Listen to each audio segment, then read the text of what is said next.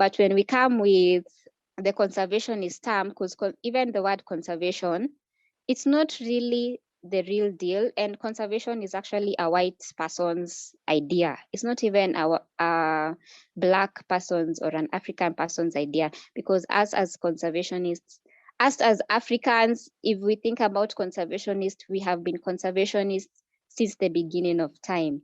Our ancestors protected these places. They knew the trees, they knew the wildlife, they knew everything. So now when a white person came, it became they're the ones who knew about conservation. Yet, as Africans, we lived with wildlife.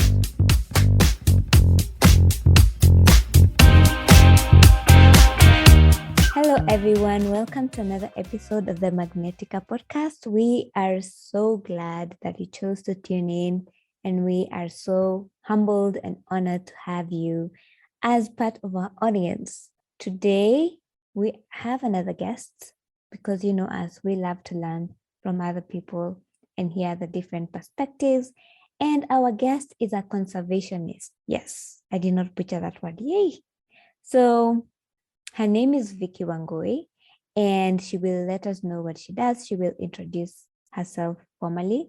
The reason why she's here is because Earth Day was commemorated on April 22nd. And, you know, we want to know as young people, why should we care? Why should we be thinking about Earth Day? Why is it so relevant today? Is it even relevant in the first place? Victoria and I met at Ondiri Wetlands. She will let us know what that is from a conservationist point of view. But if you're like me, being a tourist, being curious, when you go there, it's in Kikuyu, it's not very far. You'll get to step on this grass, which is bouncing because it's right on top of water. And it can actually handle your weight and many others. And you just step on it and you're bouncing. And the good thing about Ondiri, it has a really great story. It now has other conservationists like Victoria who are protecting it. So before Friends of Ondiri, people around, you know, just like many other wetlands, like rivers and lakes around us, polluted the environment, cut the grass way too much, and eventually life left the wetland. You know, it's amazing how nature works. So the birds left, the animals left, everything left. And right now they're bringing back life to the place, and Victoria will let us know how. Without further ado, Victoria, please introduce yourself. Thank you so much, Purity, for this invitation to your podcast. So I'll begin first by saying, starting by where we met in Kikuyu at Ondiri Wetlands. So Ondiri Wetlands is actually Kenya's only quacking bog. What I mean by a quacking bog, it's a wetland that has accumulated peat, and peat means it's a deposit of dead plants materials, which move when one walks on the surface. That's why it's a quacking bog. So the dead accumulated peat made it look like there's a grass cover above it. And according to if you talk to old people around Kikuyu or who've lived in Kikuyu from when they were kids, they will tell you the place was like a water. So Ondiri wetland is actually coming from the word old lake, and then the Kikuyus butchered it to become Ondiri, like old lake and then Ondiri. So basically a wetland is a place where the land is covered by water. So the places are physically seen as swamps or ponds or marshes, or they occur on the edges of the lake, or like estuaries when a river meets the ocean. So for Ondiri wetland, for example, long ago it became a quacking, it was just clear water, like shining water. It used to glow. If you go to the place and imagine there's no grass above it, which you've said it's like a pit, a deposit that's of dead plant that has grown over time, you will actually become curious about how it was a long time ago and how, I'd like to say, evolution has taken place over time. So how do I know all this? I'm a conservationist by profession. not by profession really. I'm a wildlife ecologist by profession and a conservationist because of passion. So growing up, I was interested in wildlife conservation, or let's just say it's something that I've always liked to do, from watching wildlife documentaries, visiting national parks and reserves in Kenya, and also reading books and magazines about wildlife from when I was a really, really young child. So over time, that grew into something huge. And in my undergraduate studies, I decided to do wildlife management and conservation, hence why I'm a conservationist by profession. So basically, I'm also a writer. I started a wildlife blog called Nikasilika, which basically speaks about wildlife and the environment and everything just in between. Sometimes we rant, sometimes we talk about nice initiatives like the Friends of Wandiri Wetland, who have worked so hard to protect this wetland from human human encroachment and farming practices that have endangered the wetland over time. So for example, for Ondiri wetland, it's really important because wetlands act as water purification systems, like they help the water stay clean. For example, Ondiri wetland is one of the sources of Nairobi River. Like if you imagine, Nairobi River starts and flows all the way to the coast.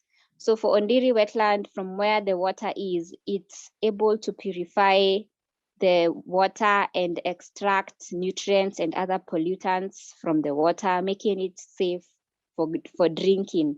And it's less harmful for everyone, including plants, animals, and us human beings.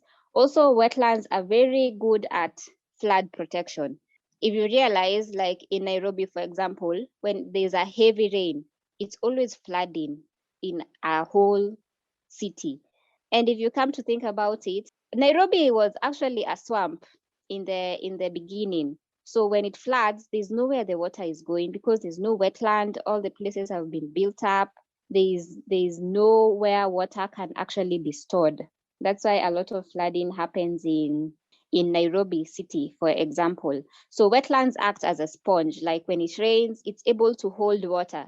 If right now, with the rains that happened during the Easter holiday, and you go to Undiri, it's very, very wet. Like you need gumboots. Even Purity will tell you when she came to Undiri, she wore gumboots because it was really wet. When you step on it, even when you step on the grass, the water levels, you start seeing water coming out from the grass. So what it does, it just stores water. It's like a water storage system. It's like a tank, and when the water is needed, it just flows continuously throughout the year. So that's why protecting wetlands is important. If you protect wetlands, you'll never lack water because the water has been stored and it will flow continuously over a long period of time. So yeah, and it's also a biodiversity hotspot. Like you'll find birds, reptiles, amphibians, sometimes fish, and even mammals.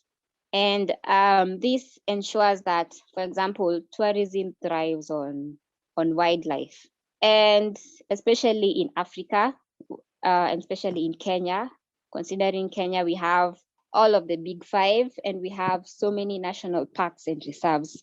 So it provides like an income source where people can come visit, like Purity did, and learn more about wildlife and why we need to protect it. So yeah, I'll begin with that, and then we can move on. This is amazing. I've learned so much already. I already have questions. So you've told us who you are, what you do, and why you do it. This is very interesting. So when we met, we talked a little bit about our interest in podcasting. Of course, I didn't know you had a blog, but now I do. And you told me that you wanted to start a podcast and you wanted to rant, And so being a conservationist, I'm very curious, what do you want to rant about and why?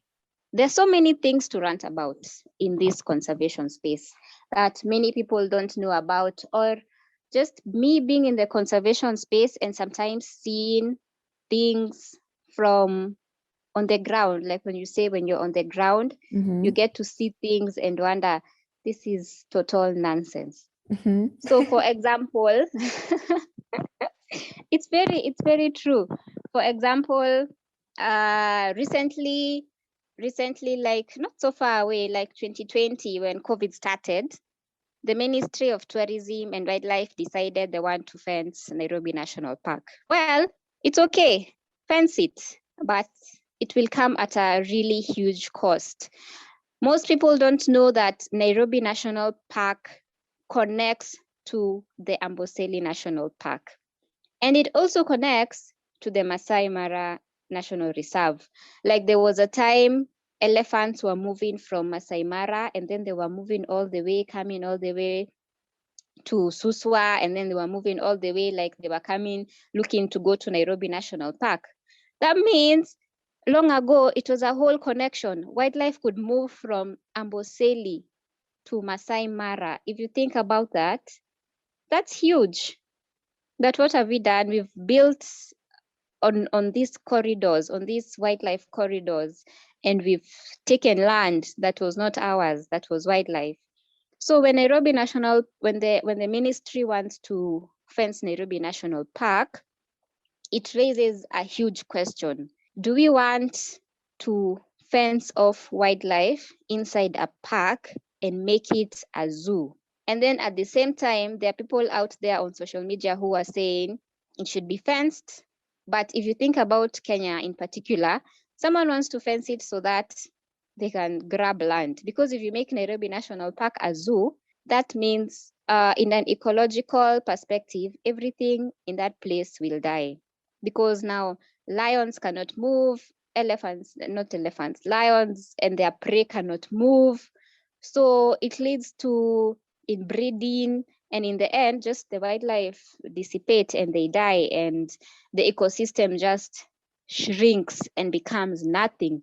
And when it becomes nothing, people will just see this is land that we can steal and buy and build apartments. And that will destroy Nairobi in general and make Nairobi even more hot. It's hot right now.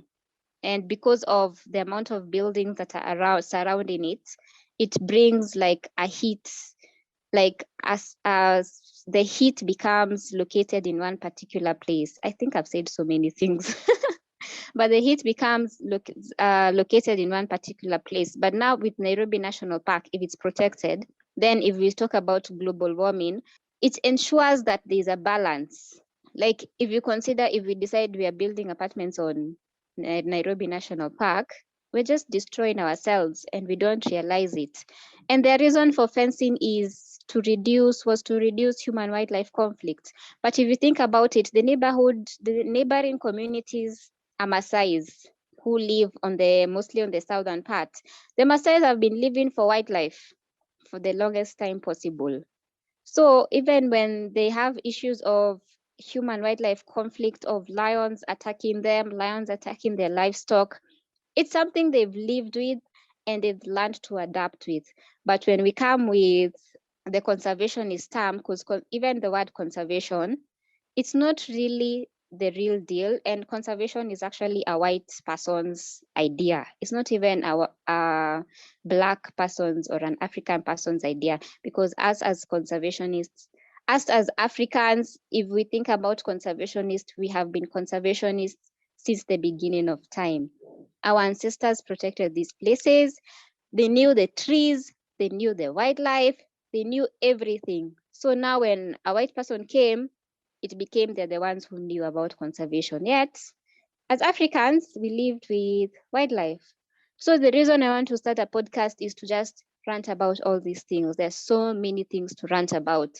Not even just government things, but even how we've lost our touch with nature. How as an African, you're thinking about building apartments on Nairobi National Park. That means you've just lost a part. The only thing you're thinking about is greed. Greed leads us to nowhere. Greed is just, it destroys us. In the end, it will just destroy all of us. And for that, Sometimes I think we are short-sighted and we don't see the dangers we pose to plant on our planet. We don't even recognize that our children's children will come on this earth and they will suffer. Even if they have money, you can't eat you can't eat oil, you can't eat buildings, you can't eat tarmacked roads, you can't eat anything that is just some thing that you can't even do anything with it. So that's why I want to start a podcast, which is going to start very soon. And we will rant and talk about these things and maybe highlight it. And one of my favorite books on conservation is called The Big Conservation Lie. I think many people should read it because it highlights the nonsense that is happening in the conservation space. And most conservationists don't like that book because they think it's telling a lie. But when people are saying a book is telling a lie, who's telling a lie? See, they're the ones who are telling a lie. It's called The Big Conservation Lie. So you're among the liars. Yeah, so that's why I want to start a podcast.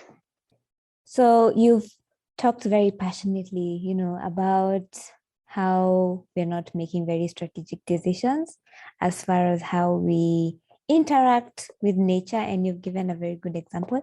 I actually didn't know that Nairobi National Park was connected to Amboseli and Masai Mara. That's very interesting because it puts things into perspective. So my question is, in the near future, and I would even say, let me just say near future, it's likely that we are not going to stop, right? We're not going to stop fencing things. We're not going to listen very keenly to what conservationists are telling us, or people who actually interact with this knowledge are telling us. So what do we do? Like, what do you suggest that we do moving forward? For me, this is how I think about it. As a conservationist or someone who's interested about wildlife, there are stages in my life, like I had, what is it called? Like the 5 stages of grief. There are stages I've had that, like denial, like thinking these people don't even care. Why am I even bothered about telling them how to protect it? I've gone through a whole 5 stages of grief.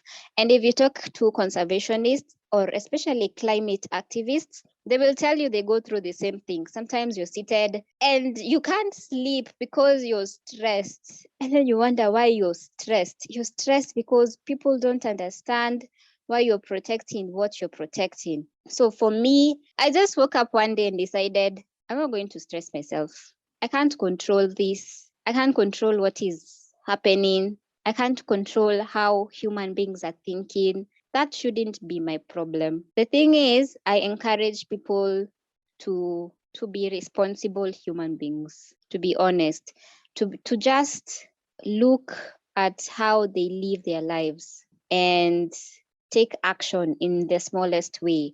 Like Professor Wangari Maathai once said, it's the little things you do that make a difference.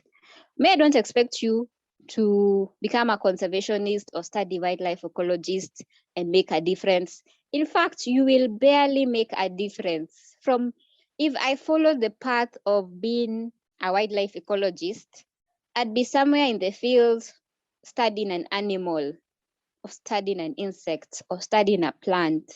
But for me, I've just been interested in telling people how things work. And if they don't want to listen, that is okay. I have this mantra where if I write something and one person reads it and they make a difference, I have changed everything. I don't need 10,000 people to make a difference, just that one person. And if that one person makes a difference, it could be just one person who reads something and then decides, oh, I can become a policy maker. I can go to parliament. I can make things different. For example, for the Nairobi National Park fencing scenario, it was a management plan. People just woke up and decided, no, we are not agreeing with what you guys are saying, and we are not going to agree to what you guys are saying. That's collective. That's an action that someone has taken because they love to protect this area. And I always say not everyone needs to know about why they need to protect this place. If I wake up and a policy has changed, it was changed by just maybe a few people, and other people are just living their daily lives. It's okay. There are so many things to fight out about this world, even if climate change affects every single part of our daily lives. As long as there are people protecting it, for me it's okay, and it stops stressing me. And I realized everyone can take action, no matter how small. Even if you go and plant a tree, even if you decide, like, what I like these days is, especially when COVID happened, people realized they don't like being caged in a house. And that is how animals in zoos feel. That's how animals in the Nairobi National Park orphanage feel. They are cramped up. If you realize that, and then people started bringing in nature into their house, they started having house plants. In the long term, people don't realize it, but when you touch soil and you're here just taking care of soil and you're saying you're a plant mom, you don't realize that you're connecting with nature. And it goes a long way in you. The next time you say, oh, I want to go to the park, or oh, I want to go, or you stay at home for a long time, and then you start realizing there's so much rubbish around our neighborhood. Why is there so much rubbish? And then you call your community, your neighbors, and say, we cannot have rubbish being dumped here. That's also an impact. That's something you're doing. So for me, like and then you go hiking, there's so much you can learn when you go hiking. There's so much you can connect with nature when you just go hiking, or you go traveling to a wild area. Like, one of the most important things is to be with nature, and to understand why you're fighting it. You just visit it, and then you see a plant or you see plastic. Like, every single day when I open social media, sometimes you see people are angry because of pollution, because of, like, the issue of the Nairobi National Park. So I always say, things we can build. I don't have a problem with development. In fact, I like development. Thing is, it should be sustainable. It should think about the future and the future generation, and years from now, a road that was built can actually be brought down. It has happened in the US. A whole highway was demolished and it became a green space. Like, it became a really green space. So even if you've built something, it's something that can actually be destroyed. If you can destroy nature, then we can also destroy our buildings and put up a wildlife corridor or something. So for me, the way I see it, I stopped stressing myself.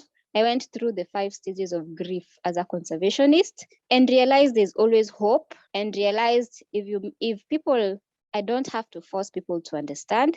It's not their problem. Some people here are struggling to wonder why mafuta imepanda, and then I'm telling them here about conservationists. Yet I know why oil is rising, especially for cooking oil. Cooking oil, for example, is made from palm oil. Palm oil is the leading cause of deforestation in Indonesia, and people don't know that. So as things unfold, then we find solutions. There'll always be someone who will come up with a solution, no matter how small. So that's how I take my perspective on, will things ever change? Yes, they will. It will just take time, and they may get worse. But at the end of the day, people will realize that a connection with nature is very important. I like the balance between passion and letting go of control. I like it. I think it's a healthy balance. Yes, it makes you alive. You won't die. Exactly. And you won't die even of depression, Yeah. So there's something that you mentioned when we last talked, which was about how we are not strategically, how we are planting trees, but it's not being strategically done. So in essence, what you're saying is it's great we're planting trees and we're participating in these campaigns, but a tree is not just a tree. Could you talk about that? So when I talk about trees, this is how I think about it. Planting trees it has become like a fandom. The same thing with cleanups. Planting trees is not just planting trees. You need to grow it. You need to nurture it. And in the first place, you need to know why, which kind of species of trees are you planting? Are you planting an indigenous tree? Are you planting an exotic tree? Are you planting a fruit tree? Why are you planting all these trees? For example, when we are doing tree planting activities on Ondiri wetland, we do not plant trees like eucalyptus or just some exotic tree. We plant trees and grasses. Grasses here, I mean bamboo. Bamboo is actually a grass and not a tree. We plant indigenous trees like Olivia africana, like trees that are native to Kenya and specifically native to Kikuyu. I can't plant a tree that's native to let's say Samburu and bring it to Kikuyu. It will struggle. Like trees, if you think about trees, trees have feelings. Think of it like an animal. Like if you look at a tree, it's a living being. If you plant it somewhere, it connects with the soil. And if you plant it in a wrong place and it doesn't like the soil, it will die or it will become invasive. Invasive in the meaning that, for example, eucalyptus trees, so many of them, nothing can grow on the floor of the eucalyptus tree. Meaning, even grass cannot grow. When grass cannot grow, then other things like fungi or ferns cannot grow. When those things and mosses cannot grow, when those things don't grow, there's no biodiversity because those other fungi and ferns attract insects or other species. That builds a whole ecosystem. So underneath a eucalyptus tree, there's no ecosystem. But underneath an indigenous tree, there is an ecosystem that grows. And an ecosystem is vital in enriching soils, in ensuring there's a cycle that happens within the soil. In the long run, it makes everything flow the way nature is supposed to flow. And then when I talk about tree planting, I like for example, planting trees in Ondiri because it's a place I can walk and look at my tree and observe it. If it's broken, I can take care of it. If it's not been watered, I can take care of it. I don't participate in tree plantings that happen far away because I won't come back and look at this tree. For example, if I go to the Mau, I don't live in the Mau. How will I know my tree survived? How will I know someone is taking care of my tree? No one is. When you plant a tree, you have to be it should be like your baby. Like, for example, I'm the director of an organization called Tony Wild. And what we do is it works mostly in high schools. So in Form 1, the students plant a tree. And this tree, they have to take care of it until they're in Form 4. That's enough time to make sure even when they leave the school, the tree will still survive because they've taken care of it for 4 years. And I think why people don't like planting indigenous trees is because they take forever to grow. Even you, when you are a child, you do not become an adult immediately. You took 20 years. And that is how a tree is going to take. It's going to take 20 years. If a child who's born right now plants a tree, in 20 years' time, they can stand on its shade. So why do we like rushing things? Where are we heading to when we rush things? That's my perspective on tree growing and tree planting. It should be very strategic and we shouldn't rush it. And like while planting trees indigenous to our regions is valuable, it's still not a replacement to our existing forests. Do you get what I mean? Yes, I get the statement. We've become so obsessed with planting trees.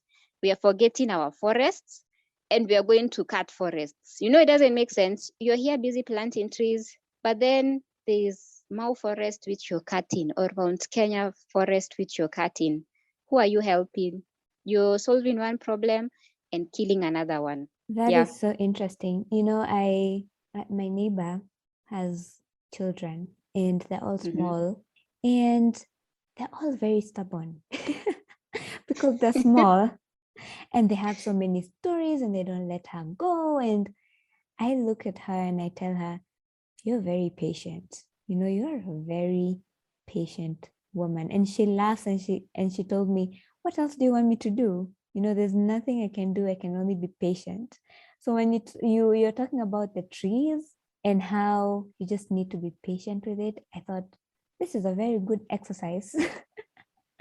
You know, in practicing patience, like if you don't do anything else in this life, just plant a tree and nurture that tree. I think it just reminded me of my neighbor who's equally very patient. So I think, yeah, that's very interesting. So if you have a campaign, if you already are doing strategic tree planting through schools, how would you go about it for us adults who are out here? We're going to Mau to plant trees. How would you run a strategic tree planting campaign for us adults in order for us to do it sustainably and strategically? For adults, this is how to take it. Look within your locality. If there's a nearby place where there's a tree planting, then do it. If you want to go plant trees in the Mau, do it. But how often are you going to go in the Mau?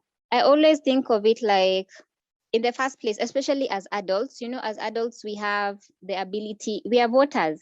So you have the ability to tell your parliamentarian no, to write letters to your parliamentarian and tell them, to your MP, and tell them we don't agree with this. Or you write letters to your parliamentarian and your MP, and then you tell them when they go to parliament, they say Mount Kenya forest is being cut, and we don't want that to happen. And this is why it should not happen for the future of this country, especially a place like Mount Kenya where it's a water storage place. Like it ensures that Nairobi has water. Just small acts like those, write to your MP, even if they don't listen, then go to your MCA, or go to even write to your governor, or just do something crazy. Like, don't be afraid to write to them.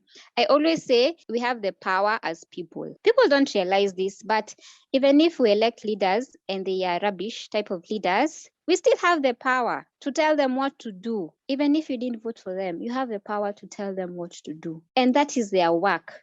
They are taking so much taxpayer money and going home. And then we forget us as people can be able to write letters to them and tell them when they go to parliament or when they go to senate, they do this and that. That's how I can say we can take action on tree planting. It's like, just go the big way and let your children plant trees wherever they want to plant. Okay. When they grow up, they'll realize this is actually interesting. I want to plant more trees. Can we plant trees in our nearby school instead of going all the way to Mau Forest, Very for interesting. example? Okay. But are you saying the ones that have been grown in Mau forests don't thrive as much? So people who grew trees there, should they be hopeful? Did they die? That's also another rant when it comes to the Mau Forest. So the Mau Forest, there are a lot of tree campaigns that have happened in the Mau Forest.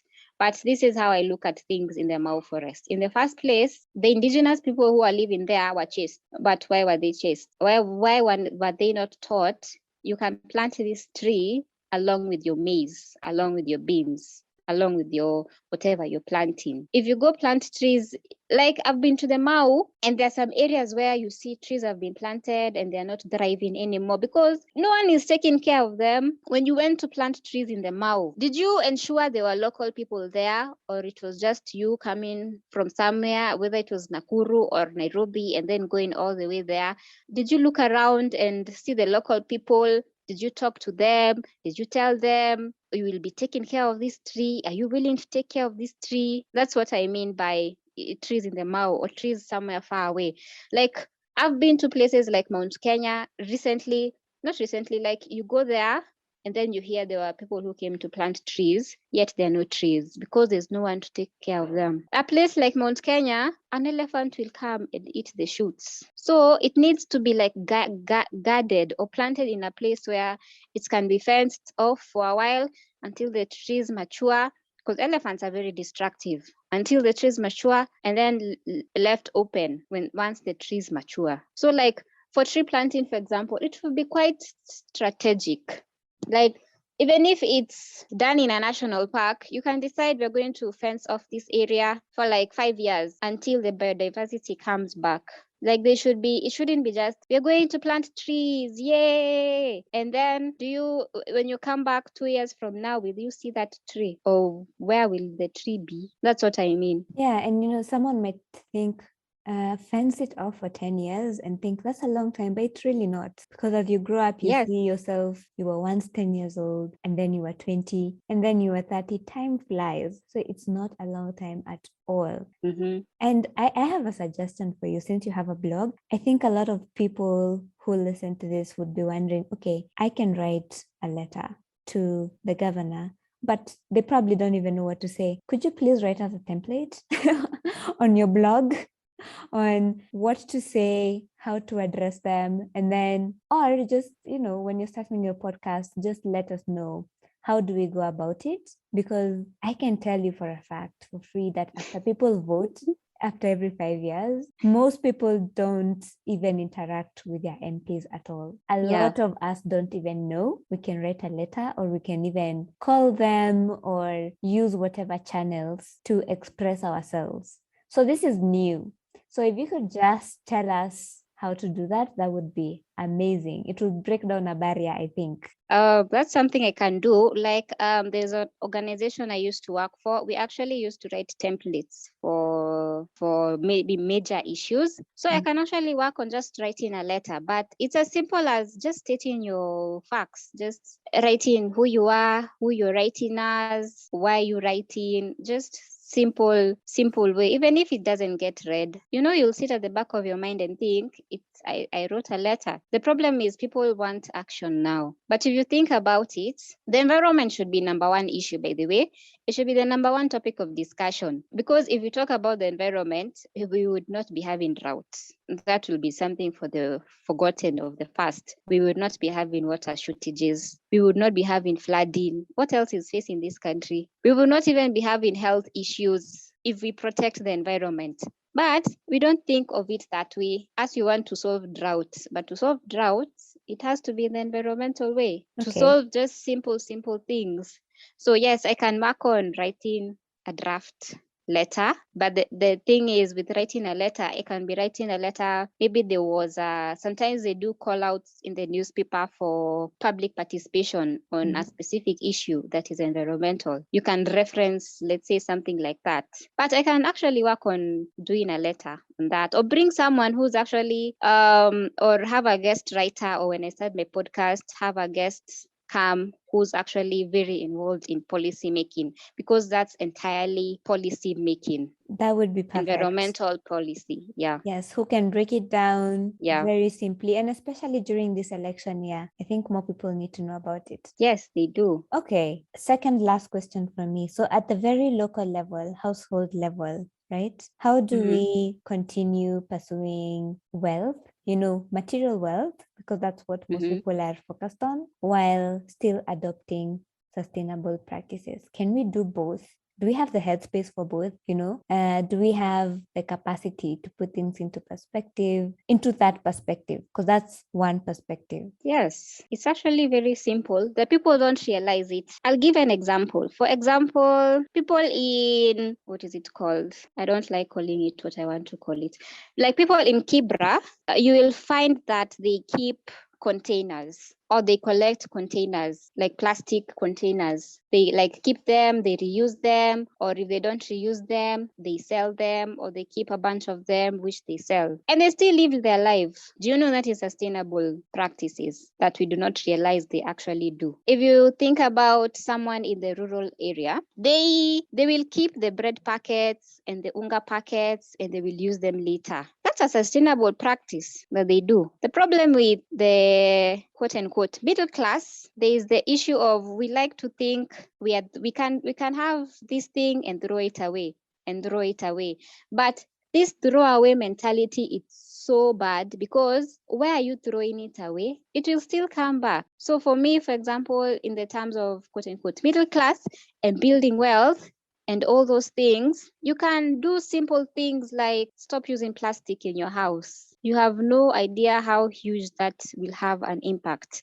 Or stop using chemical-filled detergents. There are so many detergents out here that are just killing our ecosystem, like developing, for example, when you wash clothes and the soap you use, you have no idea that there's microplastic in that soap.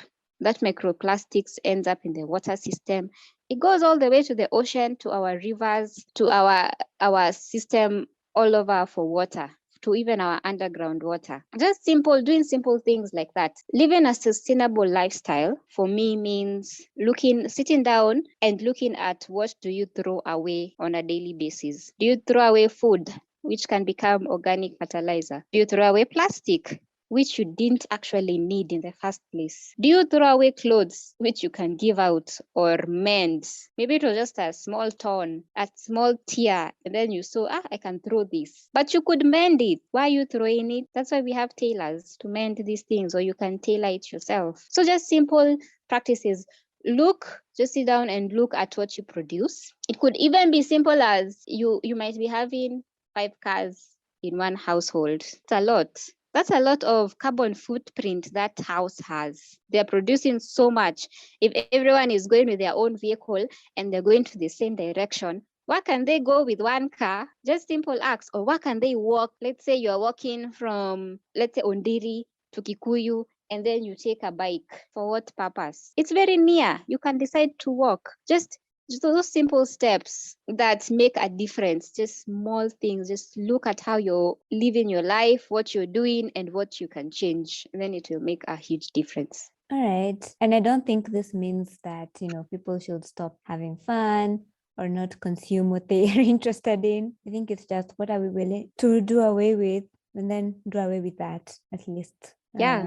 And then keep having fun as much as you want. Yes, and you can also always say, for example, the food you eat. People also the food we eat is also an environmental aspect. If tomatoes, for example, or wherever you buy food, why do you have to buy food in a supermarket and you can go in a market where you are supporting a whole livelihood? That's how I think about it. If you buy in a supermarket, who are you supporting? The supermarket. You're not growing anything. If you buy in a market, you're supporting a whole family and you don't know. Just small acts. Just look at what you're doing and what you can change. It's not bad to have fun. In fact, have all the fun you can have, because if you restrict yourself, then you'll begin hating the environment, because you'll be like, I'm working so hard to protect the environment, I can't even have fun. And then in the end, you hate on the environment. For what purpose? So in terms of supermarkets, supermarkets also support a lot of livelihoods as well. And perhaps even purchase those tomatoes from smallholder farmers as well. But I still get your point at the same time. Yeah. Okay. I always say, like, if for me, for example, I was recently told that, for example, Carrefour gets some tomatoes from farmers around Ondiri. Then I would buy tomatoes from there. Like, you have to do your research. Where is this supermarket getting their food? Are they getting their tomatoes from South Africa? Why am I buying tomatoes from South Africa and their tomato farmers in Kenya? Like, just doing your research. Okay. So a lot of education is what I'm hearing. Yeah. Just take the time to educate yourself slowly and surely, and then make the changes required. And then going back to you using Nairobi as an example, which used to be a swamp. So we basically built houses and offices on a sponge. Yeah. And we've done so much more. What do we do now? I mean, what do we do? What we do now? Yeah. Know that we've done Nairobi, what we've done. Yeah, Nairobi, for example, has so many green spaces around it. That is what we need to protect. The green spaces, the rivers, the river that flows across Nairobi, the dams that we have in Nairobi, the green spaces, for example, Uhuru Park, Nairobi National Park. Uhuru Park is also another ranting story. Nairobi National Park, City Park, all the rivers that flow across Nairobi, just making sure they are clean. Like recently, there have been so many demolitions on buildings that were on wetlands. For example, there was the Nakumatt UK, which was in Parklands. That building was demolished. And then there was, because it was on a wetland, and then there was the building that was along Mombasa Road. Was it Mombasa Road? Not Mombasa Road. I think it was called T-Mall, if I'm not wrong. That was also demolished because it was on a wetland. So when we have leaders who come and do such things, then we can move forward. We haven't stopped. We don't want to stop development because it's important, but we can also have development which is sustainable. And in the end, there are so many people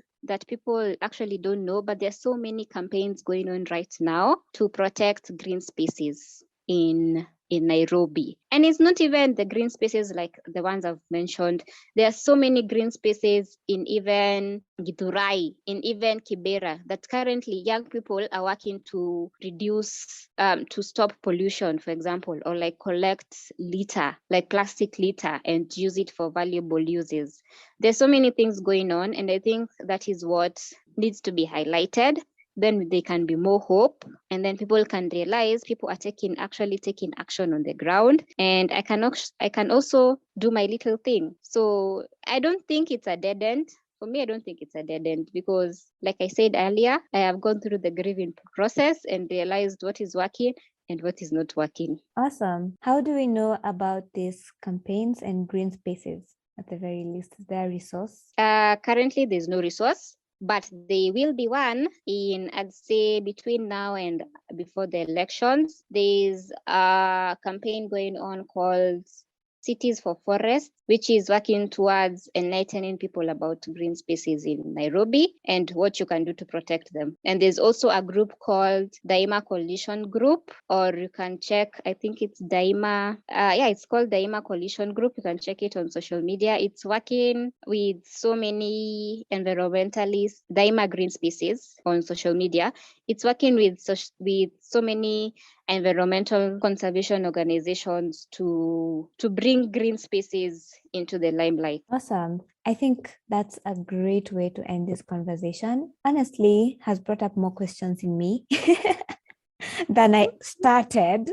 And I think you're very knowledgeable. You have a lot in you that I feel needs to be shared. So we're looking forward to your blog and to your podcast, because when you talk, it's a bit more nuanced and someone can ask for clarity, etc. So we are looking forward to your podcast. To be honest, I'm looking forward to it. And let us know when it drops. I will leave a link to your blog on Anchor, Spotify, YouTube, everywhere that people listen to us from. Do you have anything you'd like to say as a final word to our audience? As a final word, I'd say be mindful of what you're doing every single day, because I believe if you're mindful, when you're kind to human beings, then you become kind to planet Earth. Like, it just works like that, because I always say this every single time. We are a part of nature. We belong to nature. It's not nature belonging to us. Nature does not owe us anything. We owe nature so much. If the human race was to disappear right now, nature would be so excited, but it will be so sad because we are not a part of it. Because we are generally just a part of nature. No matter what we do, no matter what we say, no matter how we live our life, and we owe nature so much in everything that we do, because it gives us the air that we breathe and clean water. Those are the basic things, like breathing is very important, and we get it from nature. Even if, for example, in the dinosaur age, if you believe in that type of stuff, they used to breathe in carbon dioxide. It was part of nature. So now we're breathing oxygen. It is part of nature. We are not away from it. We are very, very much a part of nature, and we should take care of it so that it takes care of us. If we don't take care of it, it will just look at us and evolve and bring about diseases or bring about calamities to destroy us. So we need to just take care of nature, and it will take care of us. Wonderful. Nothing to add from me. So, audience, until next